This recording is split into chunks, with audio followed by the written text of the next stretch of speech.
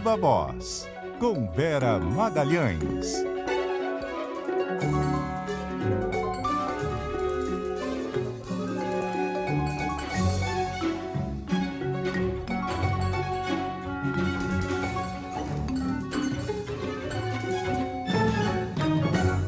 Vera Magalhães, muito boa noite, tudo bem? Oi, Débora, boa noite para você e para Carol, para quem nos ouve, também quem nos assiste pelos principais aplicativos, pelo site da CBN, pelo Globoplay. Oi, Vera. Viva a Voz no ar e vamos para Brasília. Isis Tassarini está por lá, vai trazer para nós mais detalhes, os principais recados trazidos pelo presidente Lula na segunda reunião ministerial do ano. Oi, Isa, boa noite novamente. Oi, Débora. Agora boa noite para você, para Vera e para os ouvintes. Pois é, uma segunda reunião ministerial do ano marcada por recados e também já em tom de campanha eleitoral. O presidente Lula, por exemplo, deu recado a ministros dizendo que eles deveriam, em eventos públicos, não só defender a pasta, apresentar os dados das respectivas áreas, mas também fazer um balanço geral do governo, ou seja, cobrou a defesa do governo em falas públicas. Um recado claro aos ministros do União Brasil e do PP, que ameaçaram deixar o governo, mas não chegaram a entregar os cargos. Meninas, é com vocês. O Isa, ele também fez ali uma espécie de desagravo ao ministro Ricardo Lewandowski no momento em que ele estava falando do tarifaço e da necessidade do Brasil manter a soberania, né?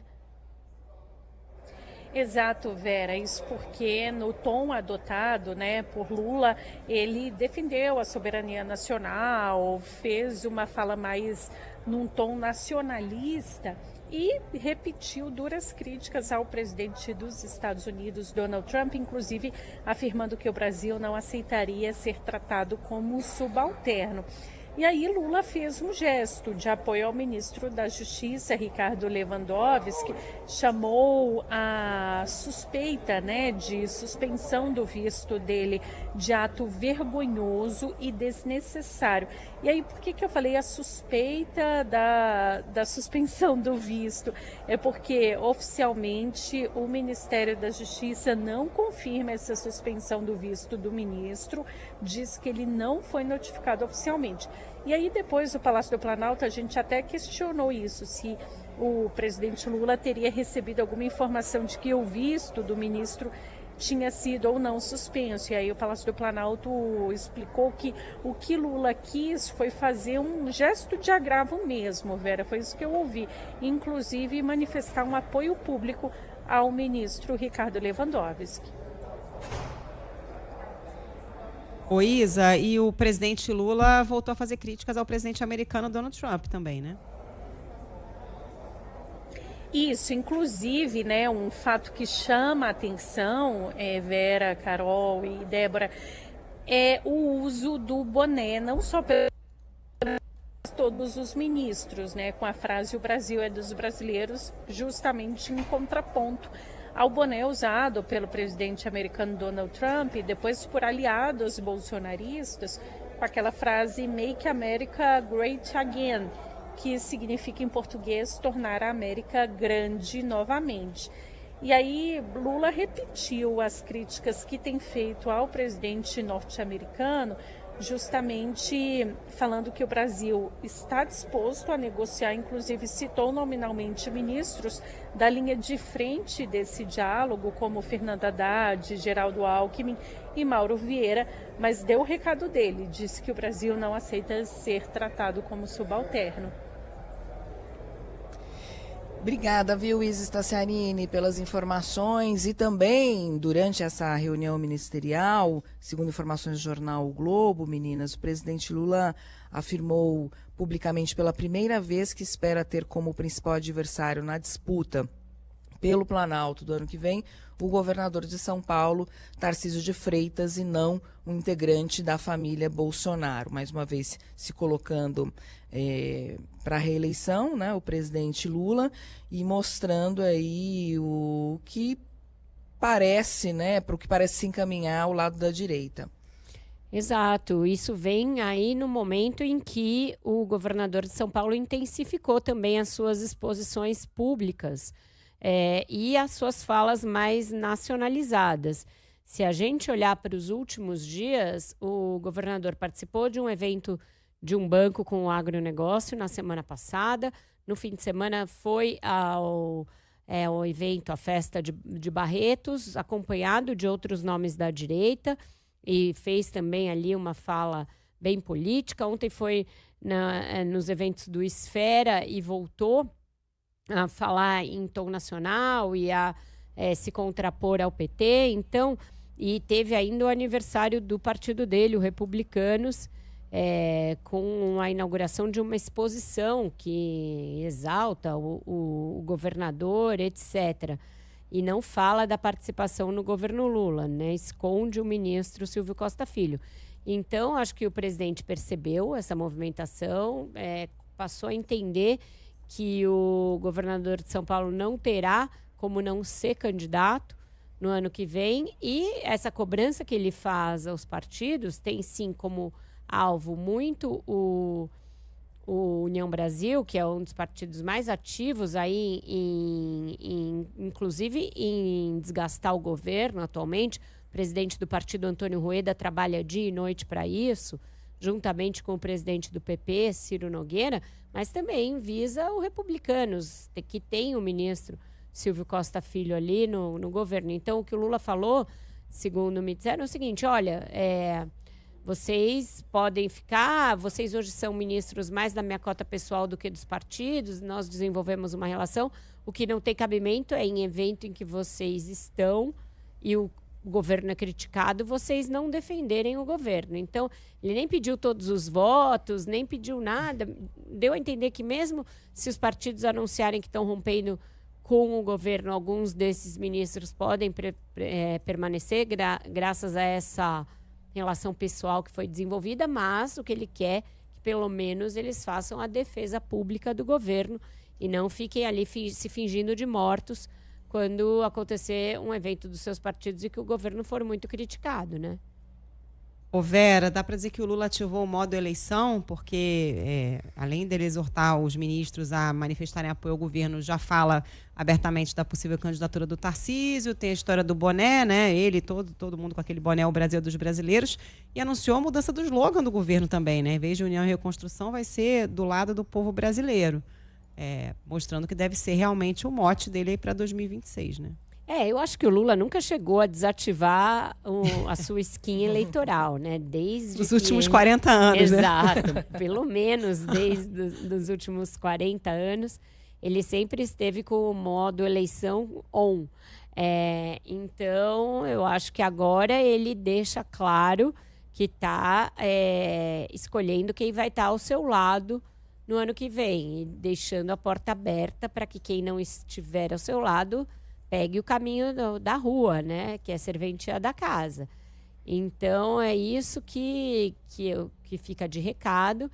Eu acho que ele entendeu que esse slogan da soberania colou e que lhe deu um fôlego novo. Então, o boné e o slogan vão no mesmo caminho, vão na mesma direção. Essa de se contrapor a uma intervenção indevida, violenta e abusiva dos Estados Unidos. Vamos ver o fôlego que isso tem, o quanto que isso é capaz de durar. Porque se a economia começar a sofrer os efeitos do tarifaço e outras coisas que estão aí no radar, como juros, nem só de discurso se vive.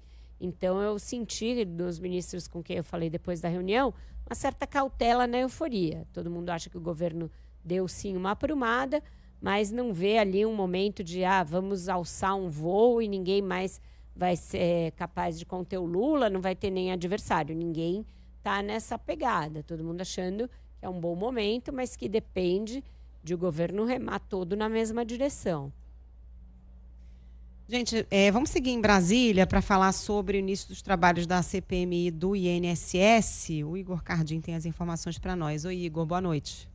Carol, boa noite para você, para a Vera, também para os ouvintes. Após o acordo, entre a oposição e a base do governo, a CPMI do INSS vai focar agora no início dos trabalhos nas convocações e convites de ex-presidentes do INSS, ex-ministros da Previdência. Isso já aconteceu hoje. Serão chamados todos os nomes que ocuparam esses cargos desde 2015, no segundo mandato de Dilma Rousseff. Estão dentro desse período nomes ainda dos governos de Michel Temer, Jair Bolsonaro e do terceiro mandato do presidente Lula, como Carlos Gabas, José Carlos Oliveira e Carlos Lupe. O careca do INSS, personagem central do esquema, segundo as investigações, também teve a convocação aprovada. A oposição queria ainda convocar Frei Chico, irmão de Lula, ligado a uma entidade investigada nas fraudes dos descontos ilegais, mas sem votos suficientes desistiram de colocar em votação o pedido para evitar essa derrota. O governo, que não queria voltar tanto tempo atrás na investigação, acabou cedendo para permitir que a apuração tivesse início ainda no período do governo da ex-presidente Dilma. Com o acordo, só foram votados os requerimentos de consenso. Apesar de ter se declarado de direita, o relator Alfredo Gaspar, do União Brasil, prometeu atuar de forma isenta na condução dos trabalhos. E vi esses últimos dias e fui muito bombardeado que o relator é de direita. Sou de direita com muito orgulho. Tenho uma história limpa, uma história decente e de trabalho pela justiça. Aqui não existe ninguém imparcial no âmbito político. Vamos deixar isso bem claro.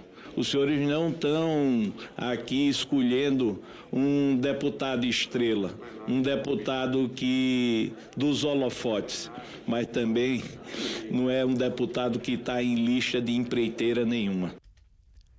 Depois de perder a presidência e a relatoria da CPMI na semana passada, o governo se reorganizou e conseguiu eleger o deputado Duarte Júnior, do PSB do Maranhão, como vice-presidente do colegiado. A gente até adiantou isso aqui ontem no Viva Voz. Segundo o deputado Paulo Pimenta, o governo não vai impedir requerimentos de informações públicas, mas as convocações e convites serão objetos de acordo. Desde questões mais simples, como só vamos votar requerimentos em bloco quando forem requerimentos de acordo, nós não vamos criar polêmica sobre pedidos de informação. A princípio, todos os parlamentares que quiserem buscar informações terão os seus requerimentos aprovados. E vamos trabalhar numa ordem cronológica do que diz respeito à participação de ministros, presidentes do INSS e diretores de benefício do INSS. O cronograma de trabalhos prevê a extensão da CPMI até março de 2026, ano das eleições, ano que vem, em função do recesso de fim de ano no Congresso. As datas dos depoimentos dos ministros e ex-ministros ainda serão marcadas. Na próxima quinta deve ser ouvido o delegado da PF responsável pelas investigações da fraude no INSS. Carol. Obrigada, Igor. Ô Vera, depois daquele apagão, daquela derrota do governo na eleição aí do presidente relator da comissão, essa pequena vitória, evitando as convocações em bloco, mas muita água ainda vai passar embaixo dessa ponte na CPI, né? Exato, o Carol, está só começando. O fato de já haver mais de 900 e tantos requerimentos mostra o apetite com que todo mundo está indo para essa investigação. O governo, depois da comida de bola inicial, escalou alguns dos seus pitbulls ali para atuarem na CPMI. O caso do ex-ministro Paulo Pimenta, que embora tenha saído magoado por ter sido responsabilizado por todos os problemas do governo, sempre foi um petista ali, dos mais aguerridos, sempre teve esse papel de ir para as CPIs para fazer a linha de frente, deve ocupar de novo esse papel na CPMI do INSS, e o Lula deu uma cobrada de leve de novo na reunião em cima da articulação política nesse tema. Falou que, repetiu que houve uma falha, mas aí também procurou mostrar que não tem preocupação com esse assunto, que a ideia é investigar tudo, apurar toda a verdade, não deixar nada para trás e responsabilizar quem tiver de ser responsabilizado. Mas a ministra Gleisi Hoffmann, que já tinha feito meia-culpa na semana passada, também fez uma fala ali rapidamente, tal, reconhecendo que o governo cochilou, mas que de agora em diante não teria uma grande preocupação com esse tema. O famoso a conferir, né?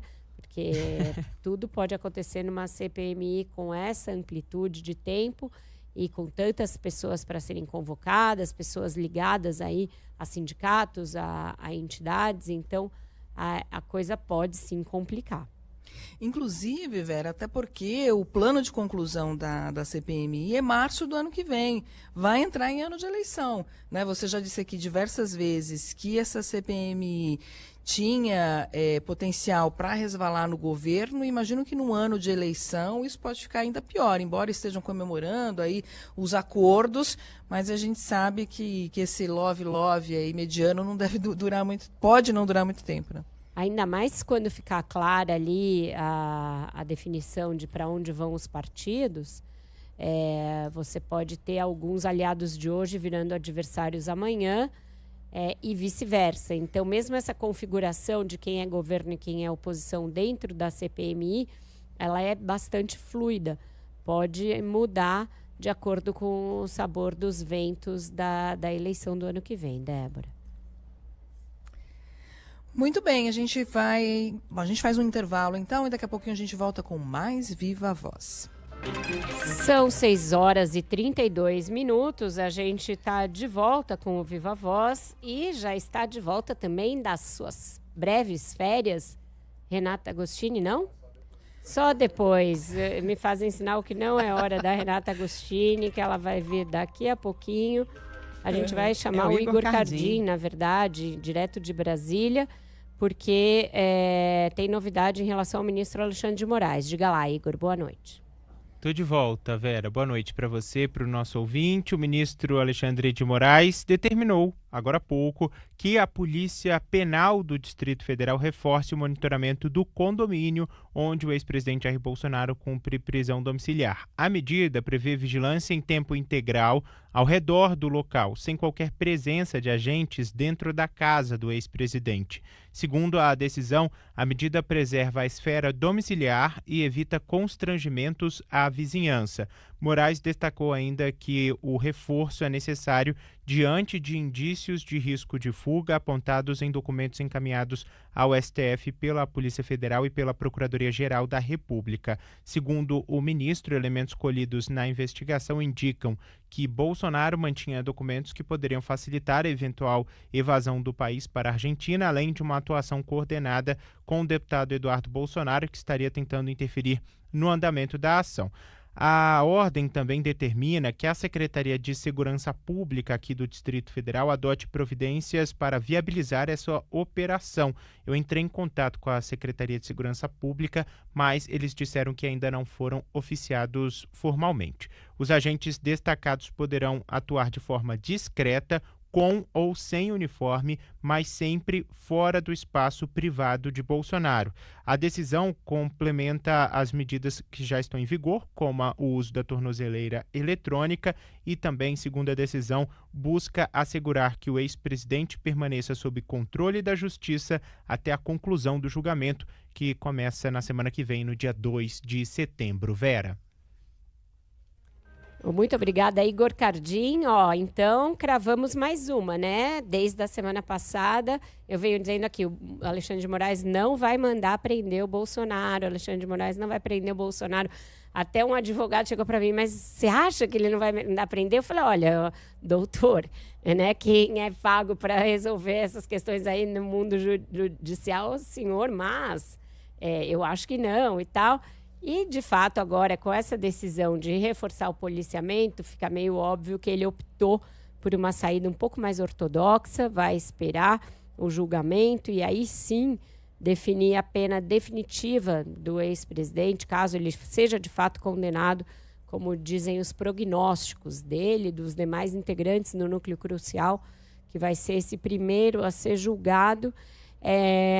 E então segue tudo como está, Bolsonaro preso em casa, com a sua com a sua segurança reforçada, depois que vários vídeos da oposição e outros alertas deixaram claro que ele está a pequena distância de algumas embaixadas, principalmente a dos Estados Unidos, e que realmente não havia ali um monitoramento 24 horas por dia na frente da casa dele, na frente do condomínio onde ele está em prisão domiciliar.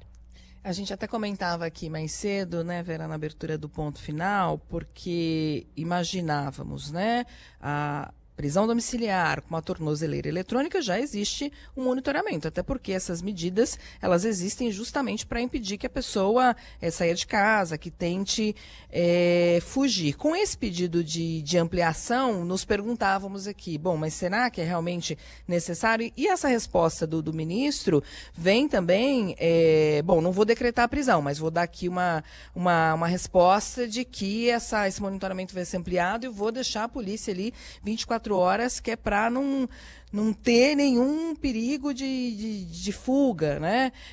Não deixa de ser uma resposta também contundente do ministro. Uma resposta, não sei se muito contundente, eu acho que é protocolar, Débora. Protocolar, boa. É uma palavra melhor, sim, protocolar. Se ele fosse para cima com tudo, né, como parecia, quando a divulgação daqueles áudios veio, das conversas, todo mundo, agora vai para cima, agora... Aí ia dar aquele mote para que se fale, tá perseguindo, não para de perseguir, já vai ter o julgamento, para que fazer isso?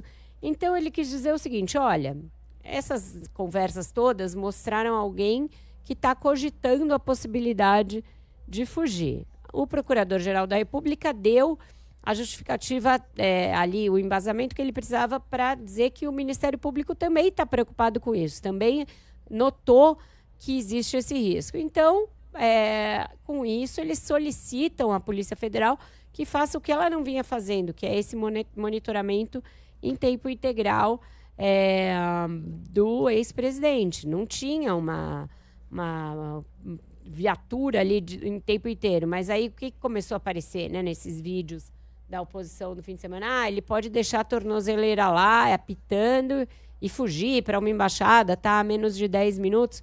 Então, com isso, se evita um clima a mais de tensão e apreensão às vésperas do julgamento. Muito bem, são 6h39 agora. O Clauson Dutra tem informações em São Paulo sobre um jogo de futebol, esporte, a política. Conta mais pra gente, Clauson. Boa noite. Olha, eu já cobri muito futebol na minha vida, mas desse tipo é a primeira vez, viu, meninas? Boa noite para vocês e para todos. É isso, eu estou aqui na Arena Pacaembu, refletores ligados para uma partida de futebol onde os astros são os políticos, os prefeitos aqui do estado de São Paulo. Destaco o prefeito Ricardo Nunes, que atuou como meia atacante, meio centroavante, e Tarcísio de Freitas atuou no meio-campo e ataque, inclusive marcou até gol. Foi 2-1 para o time do Tarcísio de Freitas e também do prefeito Ricardo Nunes aqui no Pacaembu.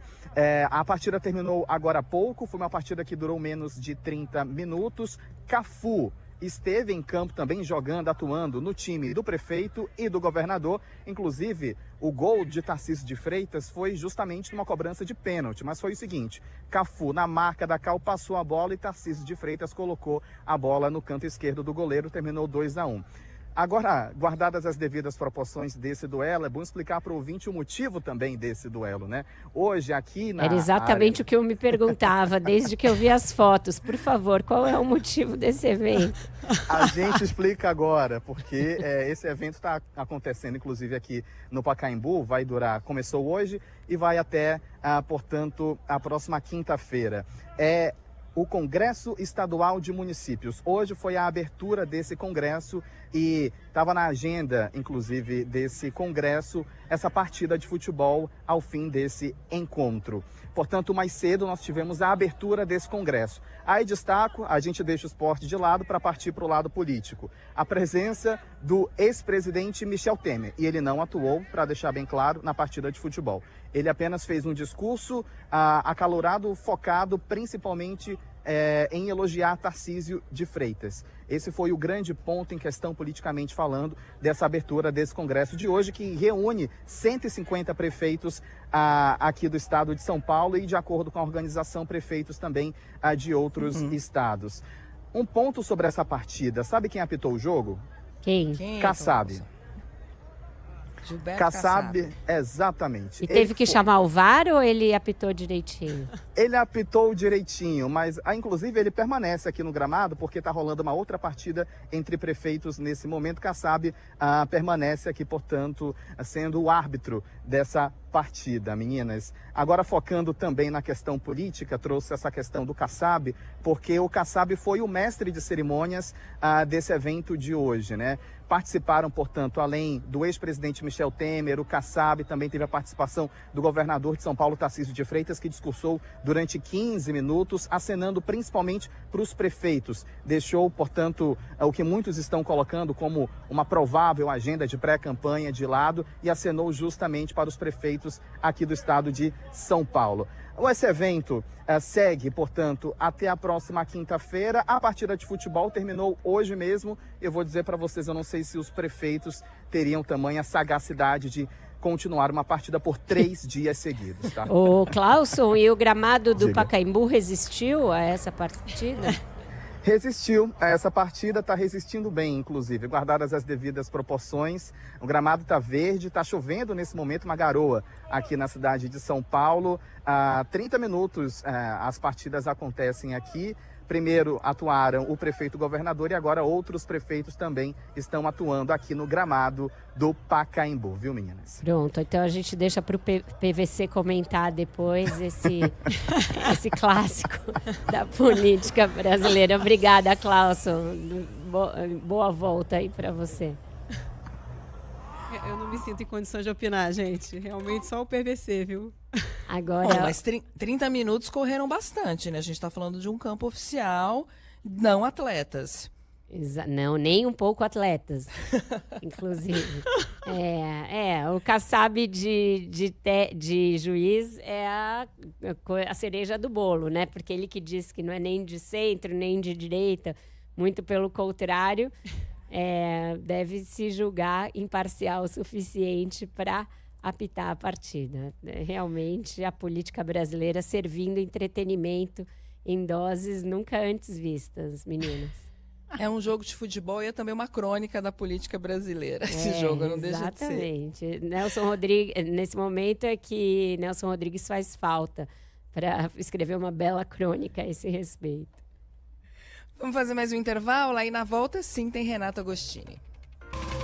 E agora sim está com a gente na linha Renata Agostini aqui no Viva Voz. Boa noite, Renata, bem-vinda de volta.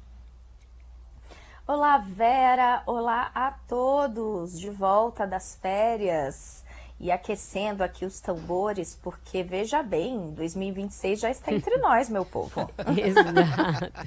Firme e forte, seja bem-vinda, Rê. O Rê, a Carol me perguntou agora há pouco, pode-se dizer que hoje o Lula ativou o modo eleição? A minha resposta foi que ele está nesse modo desde que praticamente nasceu, mas dá para dizer que agora ele ligou o turbo eleitoral? Adorei, sim, né? O político mais experimentado que temos, né? Lula, esse título ninguém tira dele. O resto pode ser colocado ali em discussão, mas o fato é que a trajetória dele na política é inquestionável e o gosto dele, né, pela política. Agora, Vera, vejo o presidente nessa espécie de modo turbo, porque nessa reunião ministerial de hoje, ele fez alguns movimentos bem explícitos nessa direção. Ali a portas fechadas, o presidente, isso segundo relatos de alguns ministros que estavam lá, até voltou a falar daquela história, olha, se a saúde deixar, se eu tiver bem de saúde, eu vou então me candidatar. Só que ninguém mais acredita nesse head, digamos, que o Lula está colocando. E se a gente olhar o formato da reunião de hoje, os recados que o presidente fez questão de dar, fica bem evidente que ele está ávido por pavimentar esse caminho para a reeleição dele. Do que eu estou falando? Primeiro, essa reunião ela começa com o ministro da Casa Civil, Rui Costa, passando um recado ali muito claro para o restante, né, do Ministério de Lula, que a partir de agora os ministros têm que rodar mais os estados e sempre que puderem fazer a comparação do que eles estão entregando, do que eles estão inaugurando, do que eles receberam. Ou seja, comparação Lula, Jair, Bolsonaro. Isso tem que estar na ordem do dia. E para ninguém dizer que não foi devidamente brifado, o Rui Costa ainda fez ali uma espécie de roteiro. Olha, pensou ali alguns dados positivos, né? Desemprego, renda média do trabalhador, a gente vai lançar isso, aquilo outro, de uma forma bem resumida, mas que mostrava ali, dava uma linha mestra do que a equipe de Lula tem que ir à rua defender. A portas fechadas, o presidente chamou ali o Centrão, um recado bem claro, segundo os ministros disseram, dizendo que quem não se sentir à vontade para defender as bandeiras do governo tem a opção sempre de deixar o governo, né, sair da administração. Então, o ministro me falou, olha, ficou muito claro para mim que ele já está querendo que a coisa fique clara de quem ele vai poder contar na eleição. E isso tudo fez com que os ministros saíssem desse encontro com essa sensação de que 2026 já está entre nós. Tanto está entre nós que o presidente Lula já está falando em adversários. Eu não sei se dá para dizer que é uma preferência, mas diante das opções que se tem, hoje ele disse que espera disputar com o Tarcísio de Freitas, governador de São Paulo. Disse sim. Débora, mas me parece que ele fez, eu acho que a lupa tem que estar ali na menção ao Tarcísio, sim, mas como é que foi ali, segundo um ministro me contou, o outro disse que foi bem nessa linha mesmo, né? Lula, em determinado momento, cravou ali, Bolsonaro não vai estar na disputa, né? E aí ele fez uma lista, diferentemente, engraçado, de outras reuniões ministeriais em que o presidente evitava ali falar sobre rivais, né? Dessa vez ele foi fazendo uma lista de 1 a 1. Então ele citou o governador Romeu Zema, de Minas Gerais, governador de Goiás, Ronaldo Caiado, governador do Paraná, Ratinho Júnior, e Tarcísio de Freitas, governador de São Paulo. Por que eu faço essa diferenciação? Porque esses 3 primeiros já fizeram vários gestos que querem estar nessa corrida, né? Estão se colocando aí de uma maneira ou de outra. Quem tiver curiosidade de entrar ali nas redes sociais do Ratinho Júnior vai ver que ele não esconde para ninguém que ele quer esse caminho. Tarcísio de Freitas, diferentemente dos demais, ainda está se equilibrando ali nessa coisa de não, veja bem, né? Tem que ver. Então, quando o Lula pega e cita Tarcísio e fala assim, olha, tô vendo ele sim como um candidato à presidência e não à reeleição em São Paulo, ele tá jogando luz. Primeiro, não dá para imaginar que isso foi de forma acidental, o Lula sabia que tudo isso ia vazar. Então, ele está colocando ali, né, um olhar de todo mundo. Olha, para levar a sério esse cara como candidato a presidente, e isso, de certa forma, faz o cara virar ainda mais uma vitrine. E está também avisando para os ministros dele que a visão dele é essa e que é para considerar que essa é uma possibilidade. Então, todo mundo tem que tomar mais cuidado nos gestos, nos encontros, nos eventos e também, né, se possível, ajustar ali as críticas possíveis, porque ele está no game, foi o recado do presidente. Teve até a carta de Getúlio Vargas, né? Teve até uma leitura de uma carta de Getúlio Vargas, porque o presidente usou ali a fala final dele de encerramento para falar mal do Donald Trump, né? Ele não ia esquecer do que, afinal, tem dado ali algum respiro para ele nas pesquisas de aprovação. Então, ele usou ali um tempo para falar do presidente americano. E para isso, veja só, ele resgatou um texto de Getúlio Vargas, no qual ele fazia ali uma espécie de menção a interesses estrangeiros, né, ameaçando os próprios interesses nacionais e usando brasileiros que não tinham compromisso com o país. Então ele usou isso, achei interessante, segundo o ministro, para fazer uma espécie de mensagem de que, olha, o mundo gira, gira, gira, e meio que volta ao mesmo lugar, né? Fazendo uma referência a esse jogo da família Bolsonaro com Donald Trump nesse momento. Agora, achei revelador, porque assim, é um texto, né, da década de 50, né, do século passado, e não deixa de revelar um pouco, né, um presidente que em 2025 ainda insiste em olhar, né, o que está acontecendo sob lentes do século passado. Ainda que a gente possa e deva, né, sempre recorrer à história, né, para puxar alguns fios, né, e compreender melhor o que está à frente, eu achei muito curiosa a escolha de Lula nesse momento para passar a mensagem aos seus ministros. E ele, segundo a visão de Lula, transmitida à equipe ministerial, ele entende que está tudo bem ali na reação do governo, que o governo achou uma embocadura e, portanto, está tranquilo nesta batalha com o chefe de Estado mais poderoso do planeta. A conferir, né? Agora, Rê, você falou que o Tarcísio está escondendo o jogo e se equilibrando. Hoje ele participou de uma pelada aqui em São Paulo, portanto, pelo menos esse jogo ele acabou mostrando, e tem uma imagem dele realmente se equilibrando ao tentar chutar uma bola. Então, as metáforas futebolísticas acabaram ganhando alguma literalidade nesta terça-feira fria em São Paulo. Adorei. Inclusive, Vera me passou aqui algumas imagens que estão muito maravilhosas dessa grande partida. Exatamente. Obrigada por hoje, Renata. Até quinta-feira. Meninas, até quinta. Um beijão, um beijo aos ouvintes. Beijo, Rê. E de São Paulo a gente vai direto a Minas Gerais, porque ontem participou lá do Roda Viva, comigo justamente, o governador de Minas, Romeu Zema. E falou-se muito de eleição, falou-se muito a respeito de também do governo dele, etc. E ele jurou que não vai ser vice de ninguém no ano que vem, que só aceita uma candidatura presidencial. Quem traz as informações para a gente é a Desirê Miranda, direto de BH. Boa noite, Desirê. Ei, Vera, boa noite. Pois é, o governador Romeu Zema descartou a possibilidade de aceitar ser vice em uma chapa presidencial nas eleições de 2026. A declaração foi feita justamente em entrevista a você no programa Roda Viva da TV Cultura nessa segunda-feira. Zema voltou a defender que a presença de mais candidatos de direita no primeiro turno fortalece as chances do campo chegar ao segundo turno. Está definido que nós iremos até o fim. Em toda a minha carreira, eu fui a pessoa que montou o time, que coordenou. Eu administro de uma maneira descentralizada. Quem trabalha comigo gosta. Eu gosto de ver os grandes números. Se o Tarcísio for candidato a presidente, o senhor mantém a candidatura? Manteremos a candidatura. Vamos trabalhar lado a lado. Pois é, o governador também voltou a defender a anistia ao ex-presidente Jair Bolsonaro, mas afirmou que sua relação política com Bolsonaro não é tão grande como alguns alardeiam. Ele disse ainda que o ex-presidente é vítima de um julgamento tendencioso no Supremo Tribunal Federal e defendeu que a pacificação do país passa pela revisão das condenações. Vera. Obrigada, Desirê, pelas informações.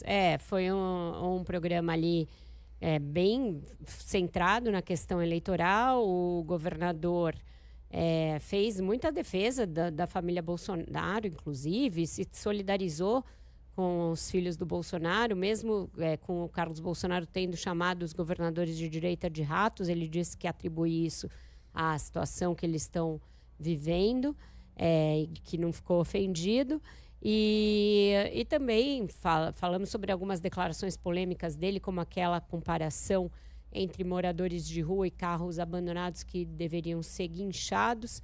Ele não voltou atrás, não chegou a dizer que foi tirado de contexto nem nada, voltou a explicar porque ele acha que a situação de moradores de rua requer um tipo de abordagem para levá-los para albergues, etc., e chegou a falar ali que em algumas cidades esses moradores acabam levando a uma situação em que as localidades onde eles se encontram viram verdadeiros chiqueiros humanos. Então, foi uma entrevista bem ali polêmica. Eu recomendo a todo mundo que assista na íntegra.